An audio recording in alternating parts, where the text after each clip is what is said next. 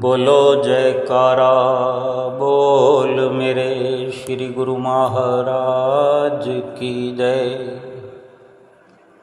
श्री परमहंस गुरुदेव के चरण पखारूं नित, जिनकी कृपा से भक्ति में लागे मोरा चित। एक प्रेमी के दिल के ये विचार हो सकते हैं और होने चाहिए। किसी संत के ये विचार हो सकते हैं, गुरुमुख के ये विचार हो सकते हैं, होने चाहिए। एक संत हुए हैं स्वामी राम सुखदास जी महाराज। वे अपने जीवन में अनेक प्रकार से ज्ञान की रोशनी बिखेरते रहे अपने समय पर, क्योंकि संतों का आना ही संसार में रोशनी बिखेरने के लिए होता है, प्रकाश फैलाने के लिए होता है। जीवों के जीवन में वे अपने वचनों के द्वारा, अपनी संगत के द्वारा, अपने आशीर्वाद के द्वारा एक प्रकाश का स्तंभ जीव के जीवन में खड़ा कर देते हैं और वो प्रकाश प्रकाशित करता रहता है जीव को, कि जीव उसी ज्ञान के प्रकाश में, सतगुरु के आशीर्वाद की रोशनी में, सतगुरु की संगत की रोशनी में हर वक्त पल पल करके सुचारू रूप से सफ़र करे, सुविधाजनक स्थिति बना करके, अनुकूल परिस्थितियाँ बनाते हुए समय के अनुसार चले, महापुरुषों के वचनों के अनुसार चले। वक्त को अपने हिसाब से कोई नहीं चला सकता, कुदरत को अपने हिसाब से कोई भी नहीं चला सकता, बल्कि कुदरत का जो फैसला है, कुदरत का जो कानून है, वो भी यही है कि वक्त के संत सतगुरु की शरण संगति ग्रहण करो, क्योंकि उनकी शरण संगति में प्रकाश मिलता है, रोशनी मिलती है। उनसे ज्ञान हासिल करो, उनसे ज्ञान हासिल करने में एक प्रकाश का प्रतिबिंब उनके द्वारा कहे हुए एक एक शब्द से, एक एक अक्षर से प्राप्त होता है। उनका जो आशीर्वाद होता है, एक प्रकार से वो भी प्रकाश को लिए हुए मीनार की तरह होता है, जो कि जीव के जीवन में उजाला फैला देता है, जीवन को व्यतीत करने में भली भांति गुरुमुख हो, सेवक हो, इस दुनिया का कोई भी नागरिक हो, संतों महापुरुषों का कोई किसी प्रकार का अंकुश नहीं कि उनके ज्ञान की रोशनी में, उनके आशीर्वाद के प्रकाश में या उनकी संगत का लाभ कौन उठा सकता है, कौन नहीं उठा सकता।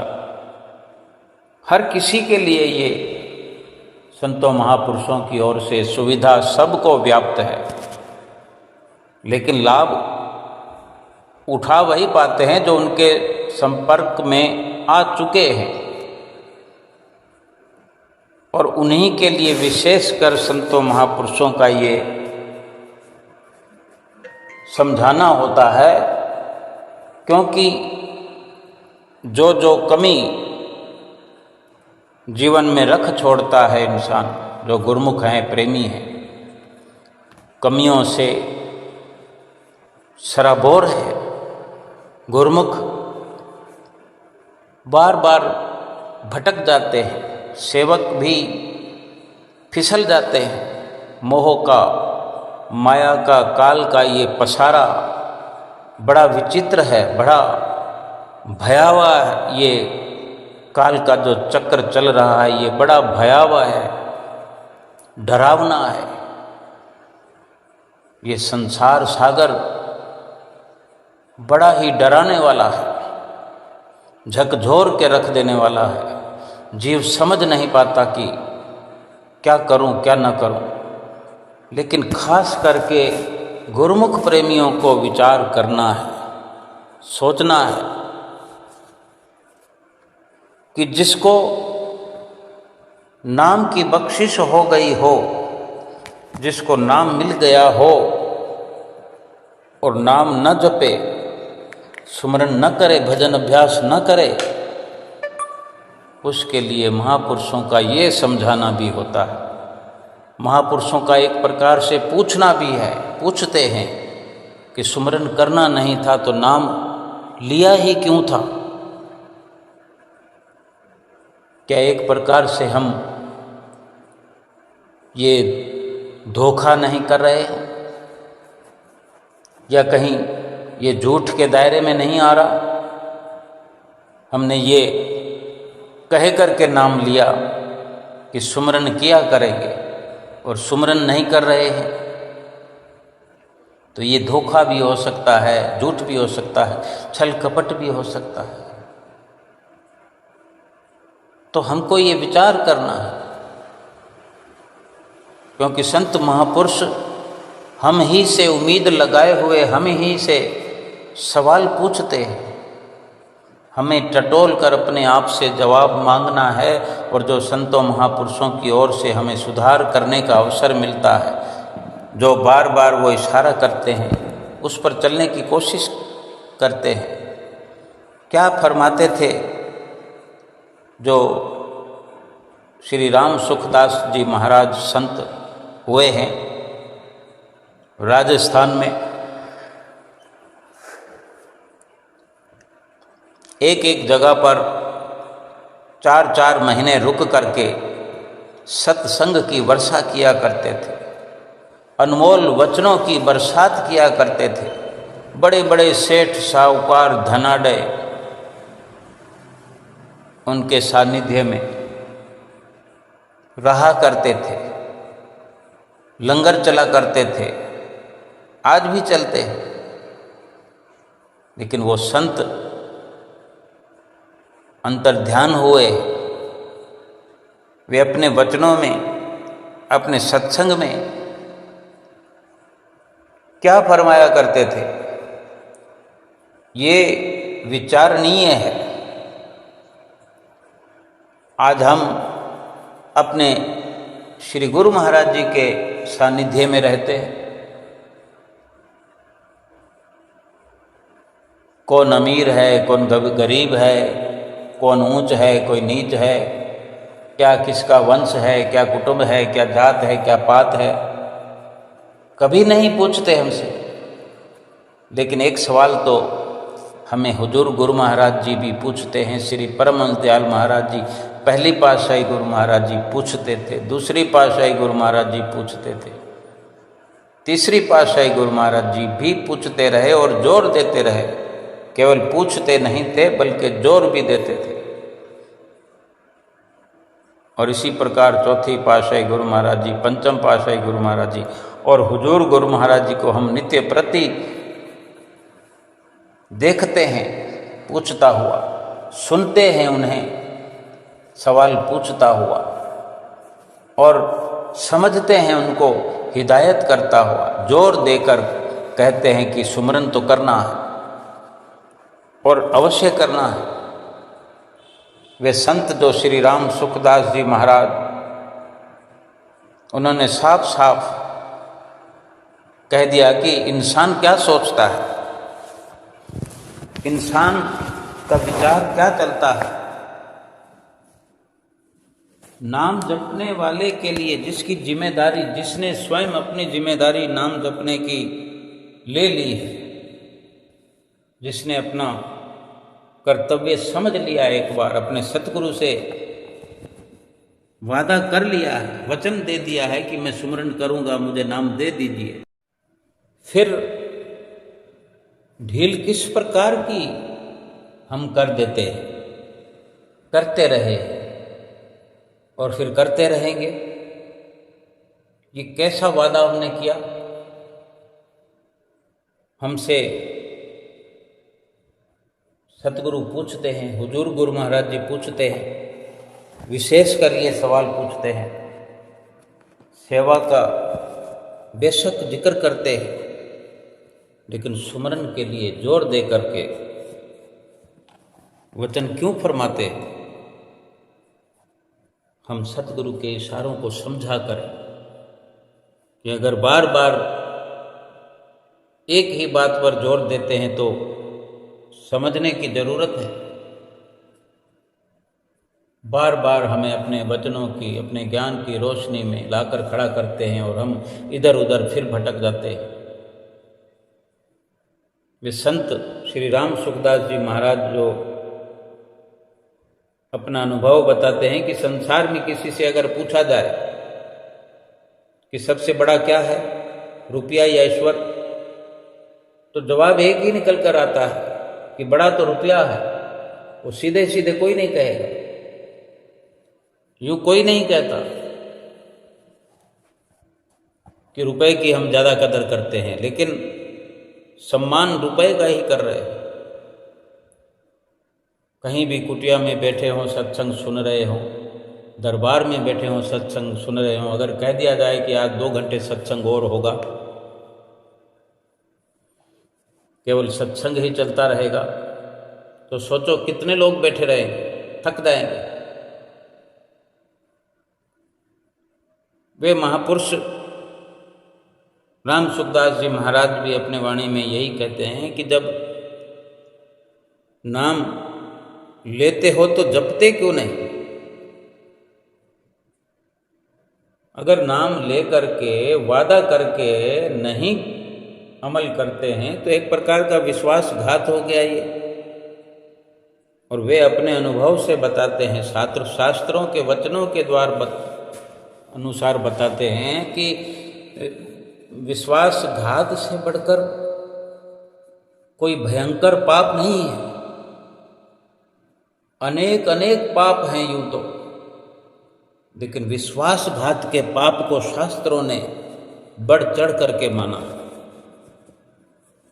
बेशक श्री गुरु महाराज जी के चरणों में आकर के हम बड़ी ऊंचाई पर आकर के एक शुरुआत करते हैं भक्ति के जीवन की, पाप कर्मों को काटने की शुरुआत करते हैं, भक्ति के उच्च स्तर पर पहुंचने की एक शुरुआत करते हैं, लेकिन केवल शुरुआत ही करते हैं और फिर सफर नहीं करते। फिर लाभ कैसे होगा, कैसे पाप कटेंगे? केवल शुरुआत कर देने से कोई काम नहीं चलता। आज दुनिया में देखते हम, कहीं सड़क का उद्घाटन हो रहा है, कहीं बड़े बड़े अस्पतालों की नींव रखी जा रही है, बड़े कॉलेजों की नींव रखी जा रही है, नींव रख दी जाती है, हजारों की भीड़ एकत्र कर ली जाती है, मुहूर्त हो जाता है, लेकिन उसकी 4 दीवारी तक खड़ी नहीं होती, तो फिर क्या वो किसी को लाभ मिल सकता है? जिस कॉलेज की केवल नींव भर करके छोड़ दिया जाए, क्या उसमें बच्चे पढ़ेंगे? डिग्रियां मिलेगी बच्चों को, किसी को एजुकेशन मिल सकती है, ज्ञान हासिल हो सकता है। ऐसे ही कोई अस्पताल की नींव हो तो क्या उसमें किसी का इलाज हो सकता है? मुकाम पर हर कार्य को पहुंचाना पड़ता है। जिस भक्ति की नींव सतगुरु हमसे रखवा रहे हैं, मुहूर्त करवा रहे हैं, करवा दिया है, नाम की बख्शिश कर दी है, और हम नाम नहीं जपते हैं, केवल नींव डाल करके छोड़ दी है, उसका लाभ कौन उठाएगा? हम तो नहीं उठा सकते। और दूसरा, कैसे उस नींव पर, यानी हमारे अंदर बैठ करके कोई दूसरा कैसे सफ़र करेगा, कैसे स्मरण करेगा, कैसे भजन करेगा हमारे हिस्से का। हमने हमारे हिस्से का खाना है, हमारे हिस्से का हमने करना है, हमारे हिस्से का ही हमने भुगत रहा। आज जो भुगत रहे हैं हम अपने हिस्से का भुगत रहे हैं। क्या किसी के दूसरे के हिस्से का दुख कोई जाकर भुगत लेगा? जब हम अपने हिस्से का आराम खुद पा लेना चाहते हैं तो अपने हिस्से का दुख परेशानियां वो भी तो खुद को ही भुगतना पड़ेगा। यानी अपने ही आप से हम विश्वासघात करते हैं, अपने सतगुरु से झूठ बोलते हैं, किया हुआ वादा नहीं निभाते हैं, वादा खिलाफी विश्वासघात होता है। इससे बढ़कर कोई पाप नहीं है। दूसरे पाप चाहे कैसे भी हो, उनका फल भुगतान हो जाता है, फल भुगतने पर वो पाप नष्ट हो जाते हैं। पर विश्वासघात रूपी जो महापाप है ये नष्ट होता ही नहीं है। शास्त्रों में ऐसा कथन आया।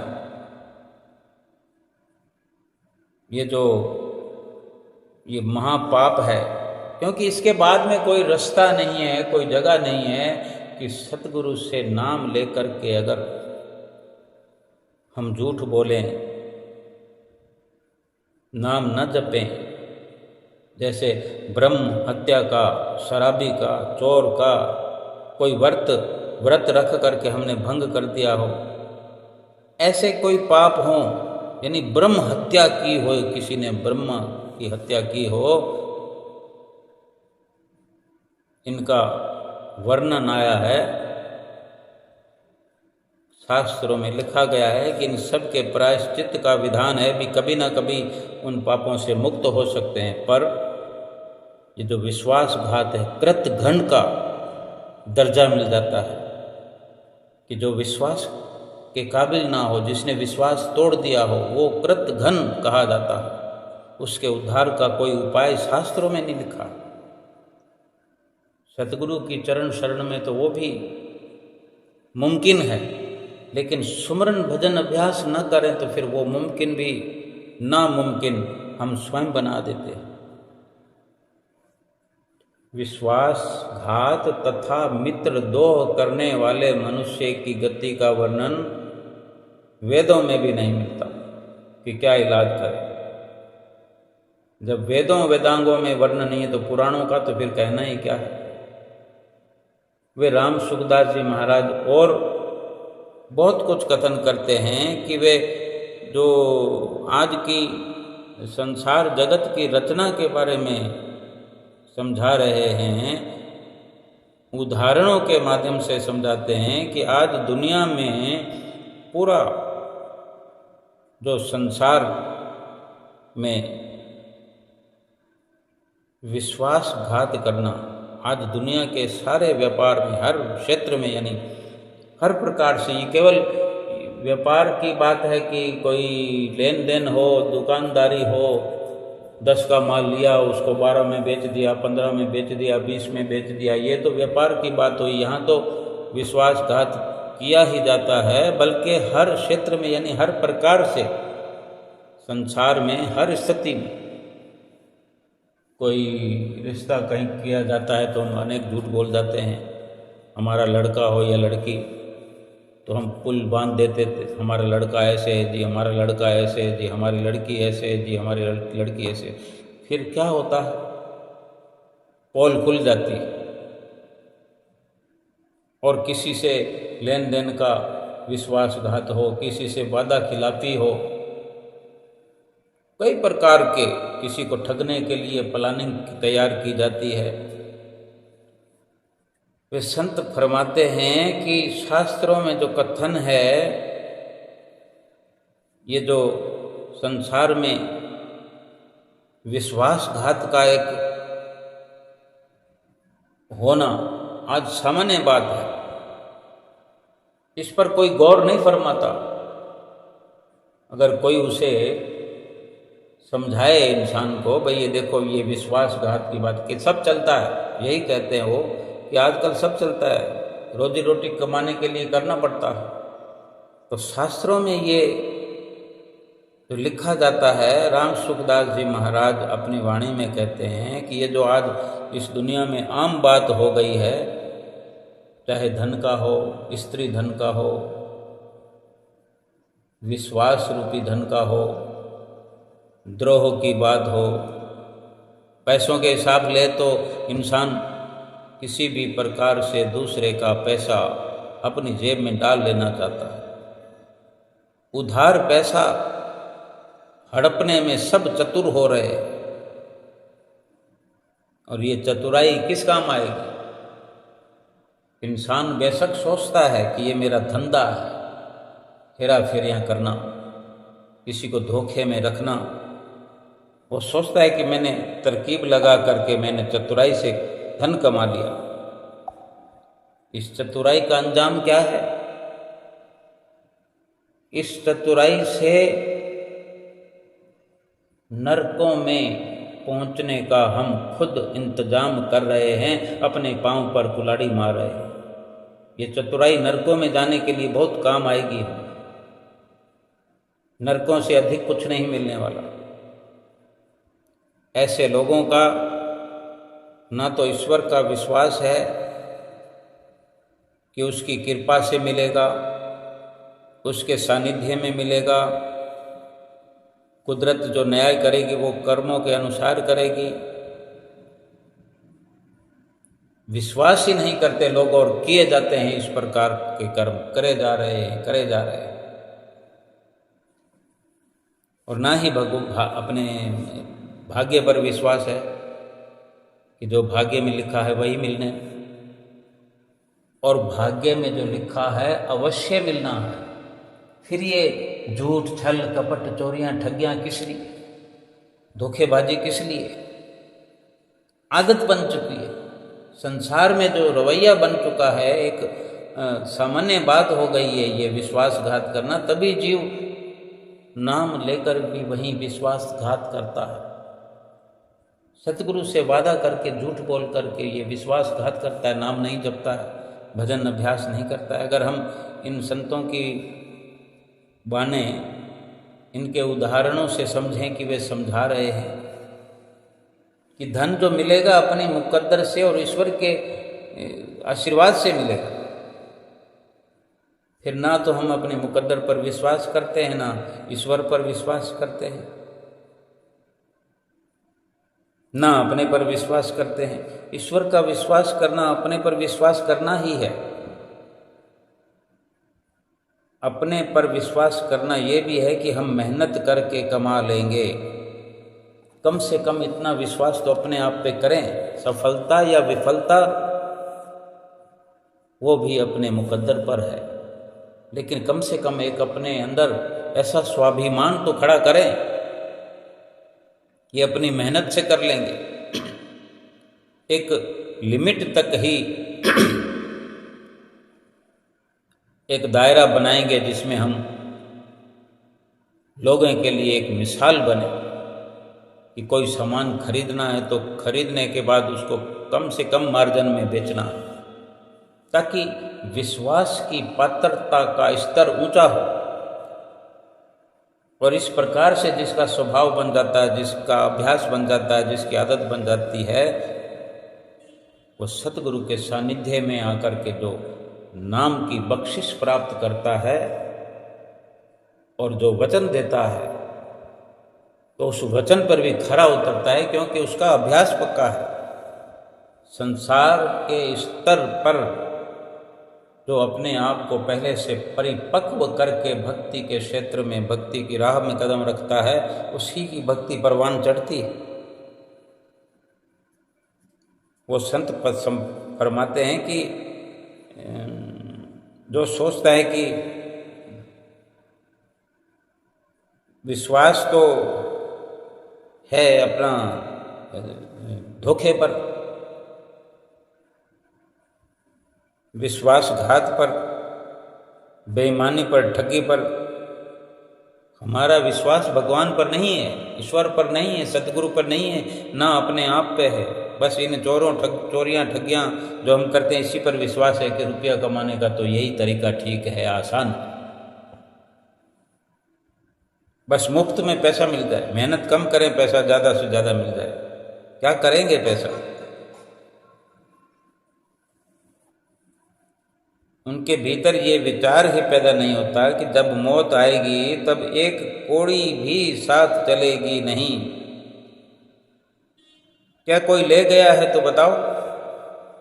सीधा पूछते हैं संत कि कोई कौड़ी, दमड़ी या कोई सुई भी अपने साथ ले गया हो, किसी का बाप, दादा, परदादा, माँ, दादी, कोई भी एक सुई भी अपने साथ ले गया? क्योंकि ये हर किसी के घर में प्रमाण है, हर किसी के दिल में ये बात अंकित है। किसी न किसी ने अपने घर से किसी न किसी को रुखसत किया है, इस दुनिया से विदा किया है, तो अवश्य पड़ताल की होगी कि वो क्या क्या साथ ले गया या ले गई। हर कोई ये देख करके बैठा है कि सब कुछ खाली ये जो शरीर की ये चमड़ी, जो शरीर है, जो यही भी, इसी को भी घर वाले ही जला जलू कर नष्ट कर देते हैं, मिटा देते हैं, लेकर तो कुछ जाता ही नहीं। शास्त्रों में कथन है कि धनानि भूमो पशवश्च गोष्ठे भार्या ग्रह द्वार जनाः शमशाने देहस्य चित्यायाम परलोक मार्गे धर्मानुगो गच्छति जीव एकः। शरीर छोड़ते वक्त क्या, जब इंसान शरीर छोड़ता है उस वक्त धन तिजोरियों में पड़ा रह जाता है। धनानि भूमो, पुराने जमाने में धन भूमि के अंदर गड़ा हुआ रह जाता था, भूमि में गाड़ कर रखा जाता। उस वक्त उसी प्रकार के चोर आया करते थे। जब धन जमीन में गाड़ कर रखा जाता था तो उस वक्त जमीन से खुदाई करके निकाल लेने वाला, जो धन प्राप्त करने वाले चोर हुआ करते थे। ऐसे बड़े बड़े घर के अहाते होते थे, बड़े बड़े बरामदे होते थे, कच्चा जिनका वेड़ा होता था, उसी वेड़े में वो अपने इच्छा अनुसार थोड़ी सी खुदाई करके उसमें जमा कर दिया करते थे। कोई सोना चांदी, बहुत कुछ होता था। तो चोर उस वक़्त उसी प्रकार के होते थे कि वो वहीं सेंध लगाते थे जहाँ लगभग धन गड़ा होता था। आजकल तो मशीनों का युग है, मशीनें लगा कर चेक करते हैं, देखते हैं हम आज करोड़ों के करोड़ों रुपए एक घर में मिलते हैं तो किस किस हालत में मिलते हैं। दीवार में चिनवा देते हैं नोटों को, पाइपों में, पानी के पाइपों में नोटों की गड्डियां डाल देते हैं, जो बाहर से दिखता है कि पाइपलाइन है, लेकिन अंदर से कोई पानी नहीं चल रहा होता, बिल्कुल दिखावा होता है। लेकिन मशीनें वो जांच करके बताती हैं कि इस पाइप में नोट है, पकड़े जाते हैं। बैंकों में रखा जाए, वहाँ पकड़ा जाता है। एक निश्चिंतता नहीं बनी रहती किसी इंसान की कि मैं धन अपना यहाँ सुरक्षित रख सकता हूँ या अपने साथ ले जा सकता हूँ। शरीर छोड़ते समय धन तिजोरी में पड़ा रह जाता है। पशु जहाँ तहाँ खूंटों से बंधे होते हैं, वहीं बंधे खड़े जाते हैं। साथ ले जाएगा क्या? जो मालिक है पशुओं का, क्या उसको भी साथ ले जाएगा? जो अपनी स्त्री है, जन्मों का, 7 जन्मों का वादा करती है फेरों के समय, अगर नहीं निभाया तो ये भी विश्वासघात हुआ। यानी जीवन में विश्वासघात करते करते जो भक्ति के मार्ग पर आता है तो पहला विश्वासघात यही करता है कि भजन करने का वादा करता है और भजन नहीं करता तो ये विश्वासघात हो गया। स्त्री जो है अपने घर तक के साथ चलती है, रोती पिटती है, उसको पकड़ लिया जाता, बिठा लिया जाता। पुत्र क्या करते हैं?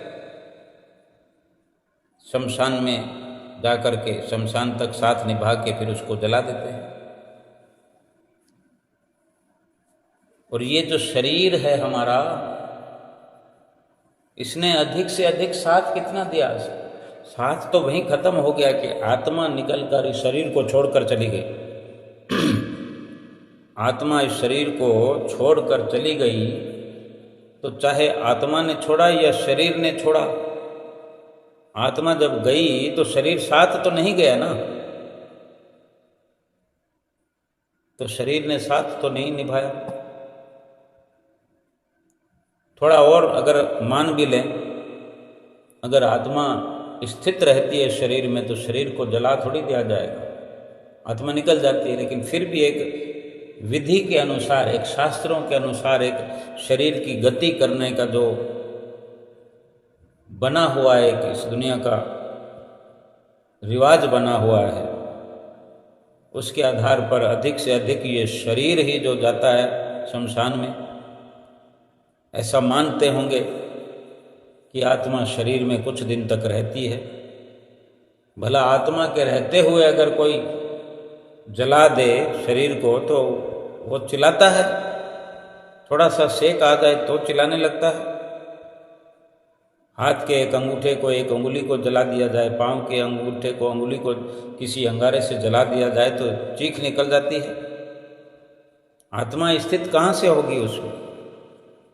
फिर ये भी कहा जाता है कि ये वहाँ वर्णन है, यहाँ वर्णन है, शास्त्रों में वर्णन है कि इतने 13 दिन तक आत्मा वहीं रहती है, उस घर में रहती है या उस शरीर के आसपास भटकती है। शरीर तो जला दिया गया। यहाँ तो समझने की बात इतनी है कि शरीर ने भी साथ नहीं दिया, शमशान में जा कर के जल करके राख हो गया, साथ छोड़ दिया। पशुओं ने साथ छोड़ दिया, धन ने साथ छोड़ दिया, स्त्री ने साथ छोड़ दिया, पुत्र ने साथ छोड़ दिया। पुत्र पुत्रनियाँ शमशान तक छोड़ के आ जाते हैं, चिता को आग लगा के छोड़ आते हैं। फिर परलोक में साथ गया तो क्या गया? शास्त्रों में लिखा जाता है कि धर्म साथ में जाता है। लेकिन इन सबसे बढ़कर जो सतगुरु की चरण शरण में नाम की कमाई का बखान होता है, ये साथ नाम इस संसार से जाते वक्त साथ जाता है। बेशक वो दिखाई दे, अगर आत्मा नहीं दिखाई दी तो नाम को दिखाई देने की क्या जरूरत है? जो चीज़ आत्मा के साथ जाएगी तो आत्मा का रूप बनकर जाएगी। आत्मा की संगत करनी है तो आत्मा जैसा ही उसको बनना पड़ेगा। आज हम संसार में देखें कि भगवान सतगुरु के रूप में अवतरित हुए हैं, हमें मिले हैं, हमें मिलने के लिए हम जैसे बनकर आए हैं कि नहीं? ऐसे ही साथ जो संगत में जो चीज़ जाएगी वो वैसी ही बनकर जाएगी। इंसान के साथ इंसान की दोस्ती है शरीर रूप से। अब जानवर की दोस्ती का तो कोई ऐसा पुख्ता कोई दृष्टांत नहीं है। बेशक इसे कहानियाँ होंगे जरूर, लेकिन मेल तो हम जिन्स का हम जिन्स के साथ है। चिड़ियों के साथ चिड़ियाँ अच्छी लगती है क्या? चिड़ियों के साथ कबूतर बैठे हुए अच्छे लगते हैं? चिड़ियाँ क्या कबूतरों के साथ में बैठी हुई अच्छी लगती है? वो बैठना चाहेंगे? किसी का दखल होता है तो वो दूसरे पक्षी उड़ जाते हैं। हर कोई अपनी बिरादरी में, अपनी जिन्स में, अपनी नस्ल में। तो ऐसे ही साथ ले जाने वाली जो वस्तु है आत्म स्वरूप वस्तु होगी, क्योंकि साथ ले जाने वाला कौन है? आत्मा। और साथ जाने वाली जो वस्तु है वो आत्मा के इर्द गिर्द लपेटी जा चुकी है। जहाँ आत्मा जाएगी वहाँ चली जाएगी। चाहे पाप कर्म हो, धोखेबाजी हो, ठगीबाजी हो, झूठ छल कपट, ये सब हो, सब आत्मा को लिपटते चले जाएंगे और जाकर जाते वक्त वो साथ चले जाएंगे। यही तो मुसीबत है। बड़ा दुख तो यही है कि आत्मा अदर अमर है, आत्मा सात्विक है, आत्मा निर्लेप है, आत्मा सुख स्वरूप है, आत्मा निर्मल है, पाक साफ है। लेकिन ये जीव इस जीवन में जो लाग लपेट करता रहा, वही कर्मों के निशान बनकर उस पर उसको आत्मा को ढक लेते हैं, वो कर्मों का रूप बन जाती है। फिर वही भोग शरीरों को प्राप्त कर करके आत्मा भोगती रहती है। ऐसे ही भजन की कमाई, सुमरन की कमाई जो सतगुरु हमें फरमाते हैं, वो भी आत्मा पर ही अपना लिबास बन करके मंडरा जाती है और वही संग साथ जाती है आत्मा के। ये मकान तो आत्मा का रूप बन नहीं सकता, आत्मा के साथ मिल नहीं सकता, झूठा है, नकली है, क्षण भंगुर है, गिर जाएगा, टूट जाएगा, मिट्टी में मिल जाएगा। शरीर भी तो मिट्टी में मिल गया ना, नहीं तो ये भी चला जाता साथ में आत्मा के। ये तो यहीं गिरने पड़ने के लिए, मिट्टी में मिलने के लिए ही मिला था कि मिट्टी में मिलना ही है, और मिला इसलिए था कि मिट्टी में मिलने से पहले भजन अभ्यास करें, सुमरन करें। लेकिन वहाँ तो हम धोखेबाजी कर रहे हैं, क्या परमात्मा से ये, क्या अपनी आत्मा से, एक ही बात है। एक सेठ जी को फिक्र थी, एक एक के 10 कीजिए, मौत आ पहुंची कि हजरत, जो जान हमने दी थी वो वापस कीजिए। क्या समझा रहे हैं संत कि सेठ जी को फिक्र थी, एक एक के 10 कीजिए, मौत आ पहुंची कि हजरत, जान वापस कीजिए। 4 दिन है शान शौकत का खुमार, मौत की तुशी नशा देगी उतार। जब उठाएंगे जनाजा मिल के 4, हाथ मल मल कर कहोगे बार बार, किस लिए आए थे और क्या कर चले, जो यहाँ पर धन जोड़ा यहीं पर धर चले। श्री परम संत राम सुखदास जी महाराज के विचारों पर अगर कोई चलता है या समझता है तो वे यही मूल रूप से एक आधार दिया करते थे और दे गए हैं अपने वचनों में कि अगर आप मानते हैं कि ईश्वर है, जिस रूप में भी समझते हो, तो प्रार्थना करें, उससे प्रार्थना करें कि हे प्रभु, मुझे अपना विश्वास प्रदान कीजिए, मैं विश्वास अपना पूर्ण नहीं रख पा रहा हूँ, विश्वास मेरा डावाडोल हो रहा है, मेरा विश्वास मजबूत कीजिए। हे प्रभु, मेरा आपके चरणों में प्रेम हो जाए। हे प्रभु, आप हमें प्यारे लगने लगे, हम तो उन्हें प्यारे लगते ही हैं। जो कुछ करना है वो हम पर निर्भर है कि हम उन्हें प्यारा बना लें। और संत महापुरुष जो बार बार हमें कहते हैं कि एक प्रोमिज तो हमने गर्भ जून में किया, माता की कोख में दुख उठाते हुए भगवान से पुकार लगाई, प्रोमिज भी किया कि मुझे एक बार इस नरक कुंड से बाहर निकालिए, मैं भजन करूंगा, सुमरन करूंगा।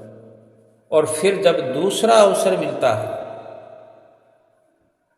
जब भगवान से माता के गर्भ में ही पुकार कर करके दुखों से बेजार होते हुए ये वचन करते हैं कि बाहर निकलते ही मैं आपका भजन करूंगा, सुमरन करूंगा, जीवन अपना सफल करूंगा, और भूल जाते हैं। अब सतगुरु की शरण एक तो हर किसी को मिलती नहीं, और मिल भी जाए तो क्या पता किस उम्र के पड़ाव पर मिलेगी। कोई बचपन से ही, कोई कोख में ही सतगुरु से नाम की बख्शिश ले लेता है। कोई 1 महीना, 2 महीना, 4 महीने का बच्चा भी हो, उसको भी नाम दे देते हैं, उसके कान में फूंका मार देते हैं। एक कुदरत की तरफ से, कुदरत की ओर से प्रबंध तो है कि आप दुनिया में नहीं आए हुए हैं, आपको नाम की प्राप्ति हो जाएगी। और ऐसे अनेकों प्रमाण हैं, ऐसे दृष्टांत हैं।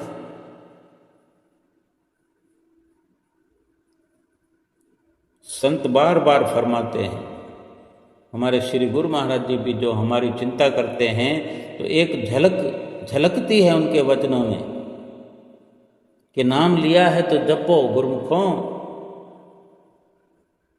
जिन्होंने आकर के नाम नहीं लिया हुआ है, क्या उनको स्पेशल जाकर कहते हैं कि नाम जपो? नाम लिया हुआ है उसी को कहा जाता है कि नाम जपो। समझना हमें है कि अगर नाम जपना नहीं था, धोखा करना था, फिर नाम क्यों लिया?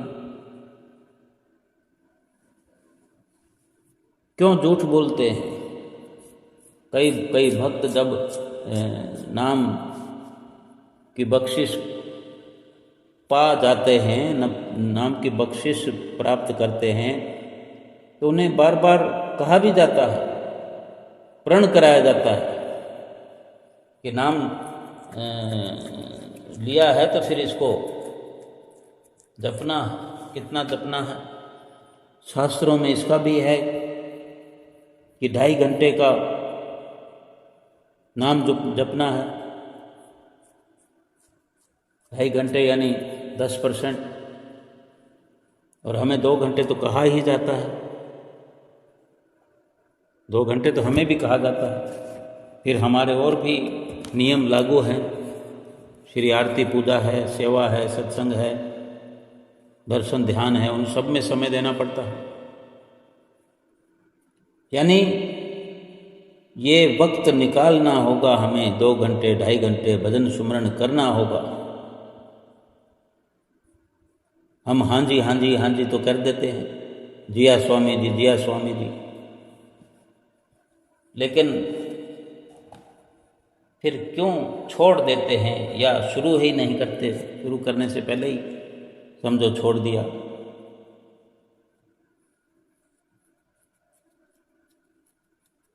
पहले ही दिन हम सोच लेते हैं कि आज तो क्या है, कल जपेंगे, कल से शुरू करेंगे, कल फलाना दिन है। कोई 1 तारीख की बात करता है, 5-7 दिन पड़े हैं, तो यानी हमारा मन, यानी जीव खुद मन के धोखे में आकर के ऐसी प्लानिंग करता है कि आज से तो शुरू करना ही नहीं है। कोई ना कोई बहाना पहले दिन से शुरू कर देता है। जब पहले ही कोई विचार कर ले कि आज से क्या करना है, नवा दिन आ रहा है, सीधा 1 तारीख से शुरू करेंगे, मंगलवार से शुरू करेंगे। भला मृत्यु किसी का मंगलवार या 1 तारीख देखती है, दोपहर या शाम देखती है? वो तो कहीं से आनी थोड़ी है। कहते हैं कि मौत आ गई, मौत सिराने आकर खड़ी होगी, तो अब क्या हम कह सकते हैं कि अभी मौत हमारे सिराने पर खड़ी हुई नहीं है? या हम सड़क पर खड़े हैं तो क्या कह सकते हैं कि हमारी मौत हमारे सिराने पर पड़ी हुई है? हम अपनी मौत को साथ लिए हुए घूम रहे हैं। जब समय आएगा वो उसी वक़्त ऐसी टपकेगी कि साथ में हमें टपका देगी। हम भुलेखे में रहते हैं कि मौत आएगी, मौत आएगी। चलो कहीं से आना भी हो तो ये तो हमने देखा है कि वो आते कितना देर लगाती है। कोई माइक में अनाउंस थोड़ा ही करते हैं कि किसी का मोबाइल गुम हो गया है, किसी को मिला हो तो प्लीज़ दे दीजिए, या कोई मोबाइल मिला है किसी का हो तो निशानी देकर ले लीजिए। ये अनाउंस थोड़ी होगा कि भाई किसकी कब मौत आने वाली है। फिर हम क्यों ये इतना बड़ा रिस्क लेते हैं? 1 तारीख आने में 7 दिन पड़े, 8 दिन पड़े, 4 दिन पड़े। अभी से शुरू करके ये सोच लें कि 1 तारीख को हम छुट्टी कर लेंगे, और जब 1 तारीख आएगी तब अपना विचार बदल देंगे कि भी छुट्टी करने से कैसे पार पड़ेगी। ये तो रोज का काम है। छुट्टी प्राप्त करके, भजन सुमरन से छुट्टी करके, सत्संग से, दर्शनों से छुट्टी करके क्या करेंगे? इसके बढ़कर क्या लाभ की हमारे जीवन में कोई बात हो सकती है जो हम इसको छोड़ करके वो लाभ कमाएंगे? वास्तव में जब हम नाम लेकर प्रसन्न होकर के आते हैं कि आज नाम लिया है, तो कुछ कुछ हमें सतगुरु की कृपा से अनुभव दिखता है कि हमारे अंदर एक निराली खुशी प्रवेश करती है। बहुत अच्छा लगता है। उस वक़्त क्या है, कुछ घंटों तक सतगुरु की नामदाल मिलने के बाद सतगुरु की जो है बड़ी शक्ति, ऊर्जा हमारे अंदर भरपूर रहती है।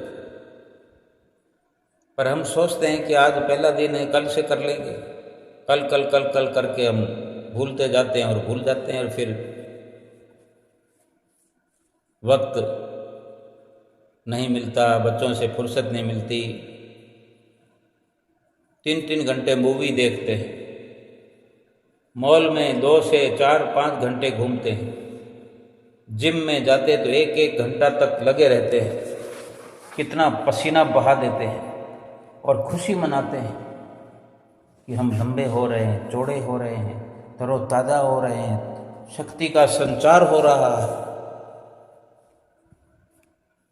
खुश होते हैं कि हम लोगों को अपनी बॉडी दिखाएंगे, बॉडी बिल्डर बन के दिखाएंगे।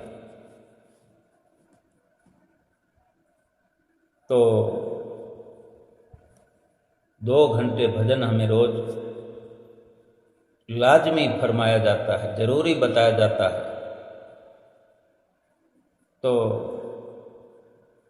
2 घंटे छोड़ 1 घंटा ही नहीं, आधा घंटा भी नहीं निकाल सकते, उसको भी तोड़ मरोड़ कर पेश करते हैं।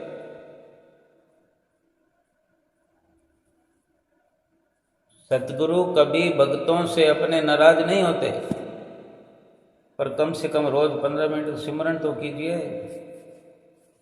चलते फिरते तो कीजिए।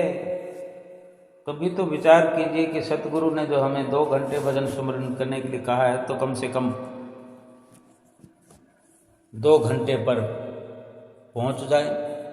चांद पर पहुंचना चाहता है इंसान, लेकिन 2 घंटे के समय पर भजन अभ्यास पर नहीं पहुंचना चाहता, पहुंच नहीं सकता। ये कोई चांद पर पैदल थोड़ी जाना है। चांद पर जाने वाले तो हवाई जहाज पर चले जाते हैं, जिसको चांद पर जाना हो, मंगल पर जाना हो। लेकिन मंगल पर जाने के लिए, चांद पर जाने के लिए अथाह पैसा चाहिए। लेकिन सतगुरु ने अपने भीतर ही भीतर चांद पर, सूरज पर पहुंचाने का जिम्मा लिया है और हमें आगाह किया है और इशारा करते हैं, तो हम मुफ्त में जिस चांद और सूरज पर पहुंचाने का वादा सतगुरु हमसे करते हैं, तो वहाँ हम जाना ही नहीं चाहते। हमको उस चांद और सितारों की खुशी नहीं है कि विश्वास नहीं है। और जब तक विश्वास नहीं होता तभी तक जीव विश्वासघात करता है। जब विश्वास हो जाता है तो फिर बेड़ा भी पार हो जाता है।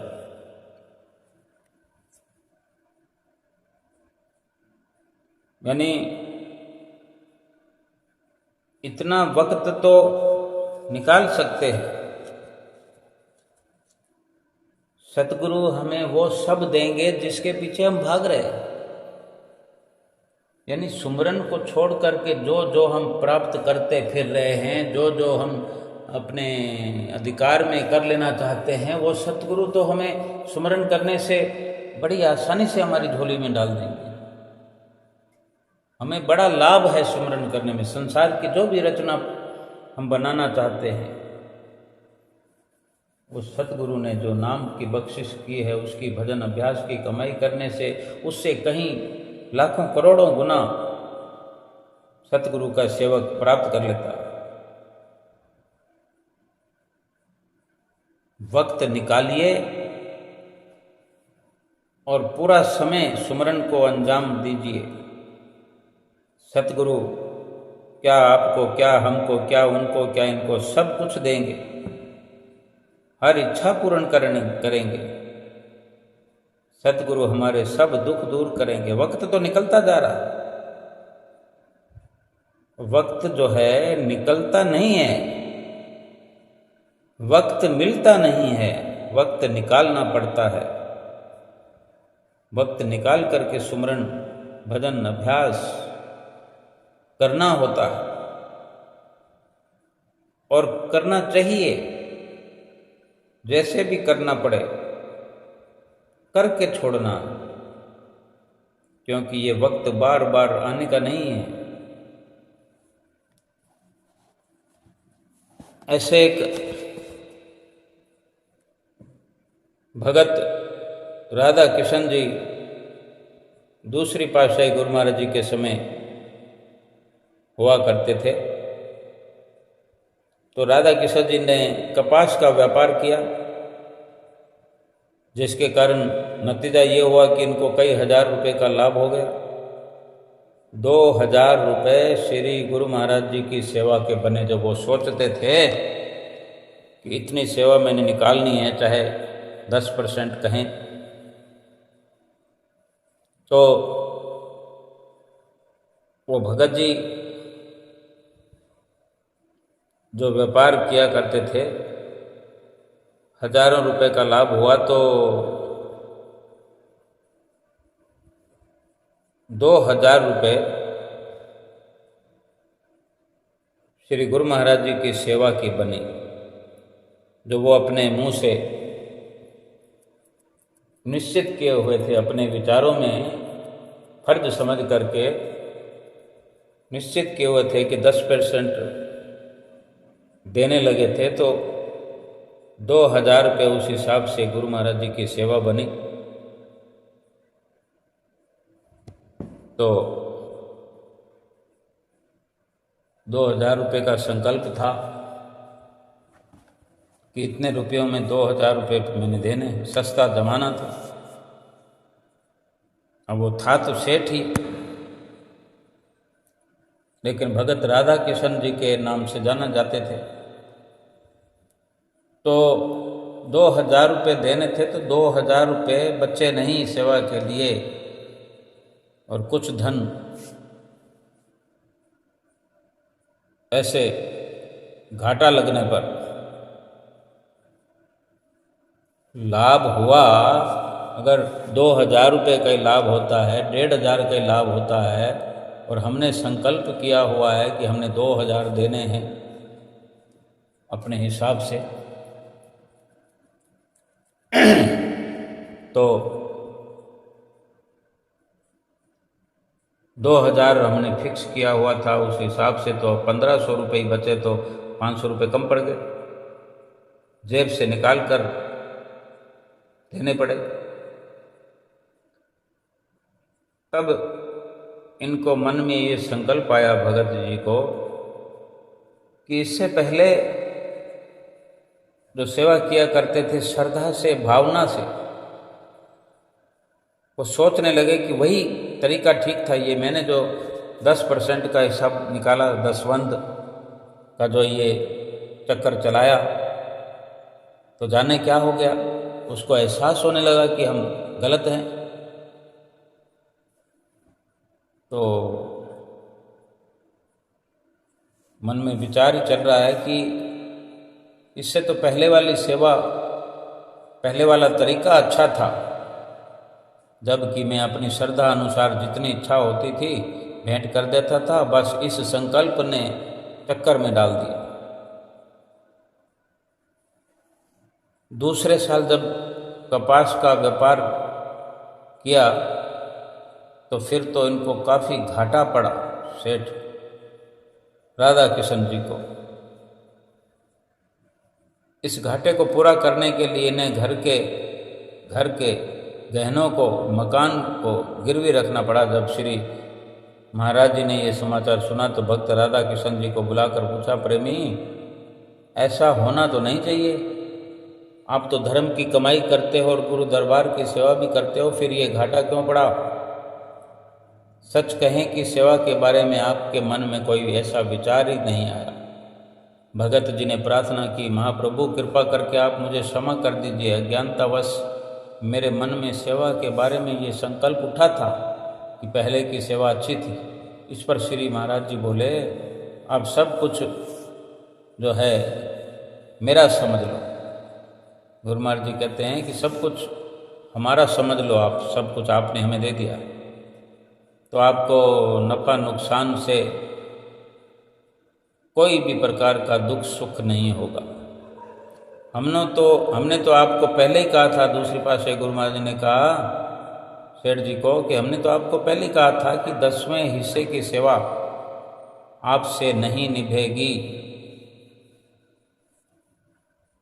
भगत जी को पहले ही गुरु महाराज जी ने फरमा दिया कि आप कर नहीं पाओगे 10वें हिस्से की सेवा। श्रद्धा व भाव वाली सेवा वो पहले करता था।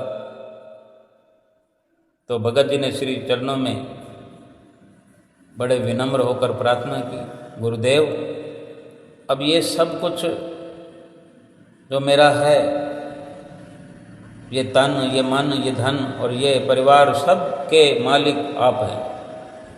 तो भगत राधा किशन जी ने अपनी दोनों सुयोग्य और सुशील कन्याओं को भी श्री सतगुरु के चरणों में भेंटा कर दिया और स्वयं श्री महाराज जी से संन्यास भेष लेकर स्वामी ब्रह्म दर्शनानंद जी के नाम से प्रसिद्ध भी हुए। वास्तव में ये विचारणीय है कि कभी भी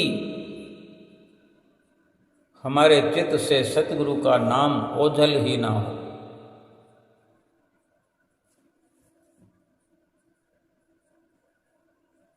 सतगुरु एक समुद्र है जिनकी दया की कोई सीमा नहीं।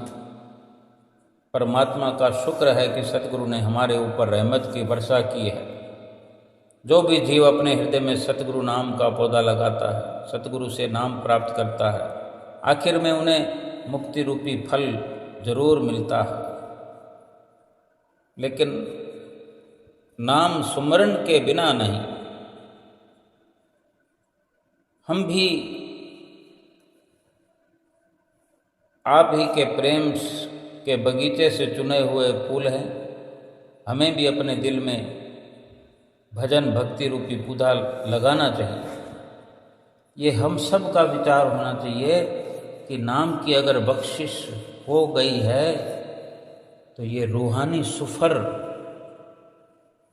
किसकी इंतज़ार में हम रोके हुए हैं?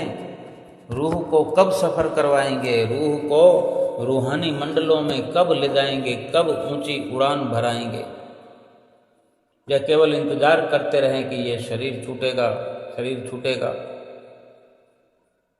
इस धुन से बाहर निकलना होगा। अपने अंदर में सतगुरु के नाम का बीज पौधा लगा लिया है, मुक्ति फल भी मिलेगा। हम जो हैं सतगुरु के प्रेम के बगीचे से चुने गए फूल हैं। ये प्रार्थना करें अपने सतगुरु से कि अपने हृदय में जो भक्ति का पौधा लगाया है,